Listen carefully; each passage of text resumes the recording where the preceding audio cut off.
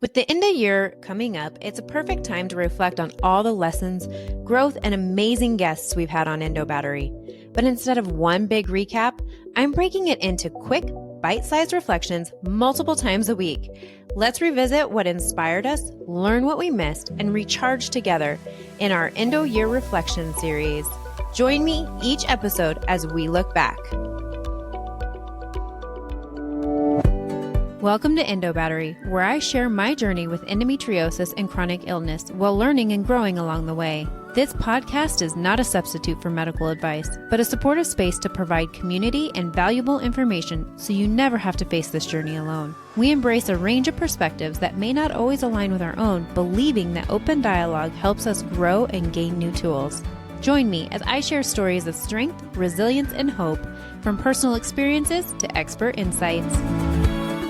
I'm your host, Alana, and this is Endo Battery, charging our lives when endometriosis drains us. Welcome back to Endo Year Reflections, where we continue to look back at all these amazing episodes and guests. When I look back on episodes 130 and 133, my conversations with Dr. Zach Spiritos feel like one of those moments where you don't even realize how much you needed the information until you were sitting in it. To be completely honest, before coming across Dr. Spiritos on social media, I didn't even know neurogastroenterology was a thing. And yet, once I started listening to how he talked about the gut, the nervous system, and the way our body communicates, it all started to make sense. Dr. Spiritos is not only an incredible listener, because yes, he does that for a living, but he's deeply compassionate about the symptoms many doctors overlook, many people misunderstand, and many patients struggle to find words for. What stood out most in these episodes was that he allowed space for questions people are often afraid to ask, or told not to ask. He didn't just rush past complexity. He didn't minimize overlap. Instead, he helped us slowly put pieces together for conditions like MCAS, POTS, hypermobility EDS, and endometriosis, conditions that rarely exist in isolation and so often are misunderstood. And he didn't leave us alone to figure it out. Initially, when I first graduated and I was in practice, I took on a lot of IBS patients. I just happened to love taking care of that patient population. But then someone would say, you have IBS, but all of a sudden, when I get up, my heart just races. That's not IBS. I think an antiquated view of that is like, oh, you're stressed, and stress causes anxiety, and stress causes palpitations. But this is different. So in POTS, the hallmark feature is standing up and just feeling like your heart is racing. With that, I would say that brain fog is a really big symptom there. And then kind of secondarily, some people get a lot of blood pooling in their feet, like their feet get swollen. But yeah, certainly the standing tachycardia, or the heart racing from going to sitting to a standing position, is the hallmark features of postural orthostatic tachycardia syndrome. But they also may have a lot of GI symptoms, getting full early, tons of bloating, loose stools, conversely constipation. So the POTS GI symptom doesn't really follow any specific rule book, unfortunately. Yeah. Okay, so mast cell activation syndrome and of course this can be linked with POTS too. So when I'm talking to one of these patients, I'm asking all these questions. I'm screening for every one of these things to see if we can kind of piece this together. But the hallmark feature of mast cell activation syndrome is probably skin manifestations, so itching, rashes, secondarily kind of ears, nose, and throat issues, rhinorrhea, like eyes watering for like no good reason. And then GI symptoms are kind of probably come in third there, and that's bloating, diarrhea, lots of heartburn, and someone who like shouldn't get heartburn. Heartburn traditionally affects people who are, a little bit older, have their BMIs are probably closer to 30. Like we see these young women who are 22, 23 with rip-roaring heartburn. I'm like, that ain't GERD. It just doesn't make any sense. And that's MCAS. So that's where, so just like without getting too into the nitty-gritty of the pathophysiology of MCAS, but these mast cells are just very twitchy. They're intended to be selectively defensive against certain pathogens that our body doesn't like mold. If anybody's in North Carolina like me, just the pollen is insane. So mast cells are supposed to be acting up now. But these mast cells become twitchy and react to virtually everything, from temperature changes to emotional changes to poor sleep to medications. It's really wild. And one of the chemicals that it releases, and it releases hundreds of chemicals, is histamine. And histamine plays a big role in creating acid secretion from the stomach, which could lead to heartburn symptoms. But for all intents and purposes, Patients don't behave like traditional gastroesophageal reflux patients. They don't respond to proton pump inhibitors. And they have no darn reason to have reflux to begin with, right? They don't have a big hiatal hernia, which is a traditional risk factor for reflux, or they're not overweight. And so that's where you have to start. This doesn't. He explored these patterns with us. In many ways, Dr. Spiritos felt like an investigator, curious, thoughtful, committed to understanding how these symptoms interact rather than treating them as separate silos. One of my favorite behind the scene moments from these episodes is learning that this was actually Dr. Spiritos' first ever podcast recording, which amazes me because given his depth of knowledge, clarity, and presence, I would have sworn he'd been on dozens. But here we were. And I was incredibly grateful, not only for the conversation we recorded, but for the connection before we even hit record.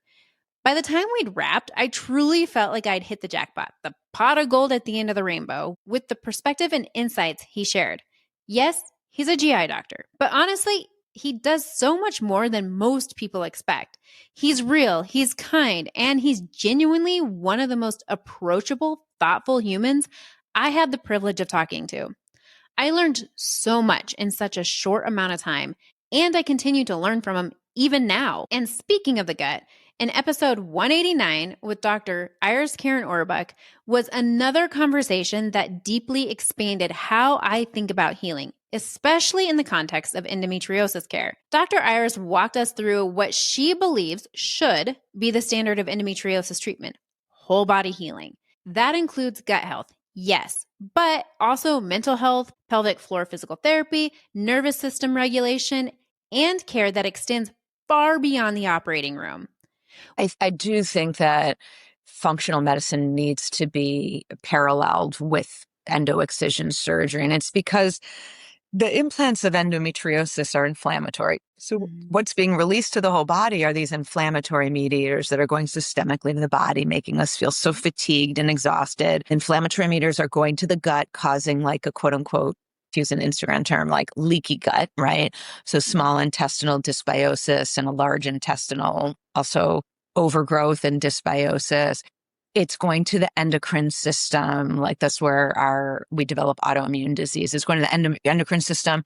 The inflammation is throwing those off, causing our body to start attacking ourselves. So when you think of the implants and then you think of like a 10-year diagnostic delay. So, and typically once you have symptoms, those implants have been firing away, releasing inflammatory mediators for a very long time.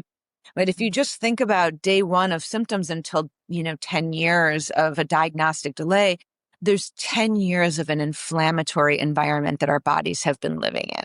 So if you go to the internist, right, like who works for a hospital, they're going to send off a panel of labs. They're going to tell you everything's normal. You look fine. And you're going to be like, but I don't feel fine, right? Because they're not even testing for the right things, right? They're not even understanding what to look for or testing. They're not looking at the gut. So I think it's the inflammatory effect of endometriosis. And when I wrote my book, what drove me to really think about endo differently is because I was in New York and there was a lot of Lyme disease in New York, right? Because I'm not far from Connecticut, Lyme, Connecticut.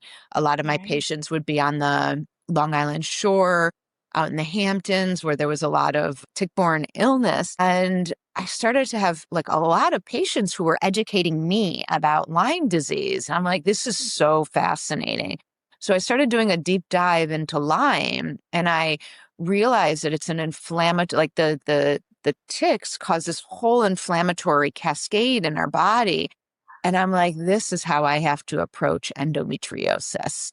And that's sort of what drove me to then further go from the inside out in terms of treating endometriosis. Obviously coupled with excision of endo. Excision of endo is still the gold standard. We need excision. But when you're 10 years into anything, right? I don't care if you're 10 years into not exercising, right? You can't work with a trainer for 4 weeks and expect to like have a habit of exercising, right? If you ate poorly or restricted your eating for 10 years, right? Because you had tummy aches or food hurt, you thought that you're allergic to a lot of things, that restriction has led to such microbiome imbalances that it's going to take time to fix these things. So we need to cut out the implants and undo the inflammatory component of the disease. What she shared was powerful. The work done before surgery often makes surgery more successful and recovery significantly easier afterwards.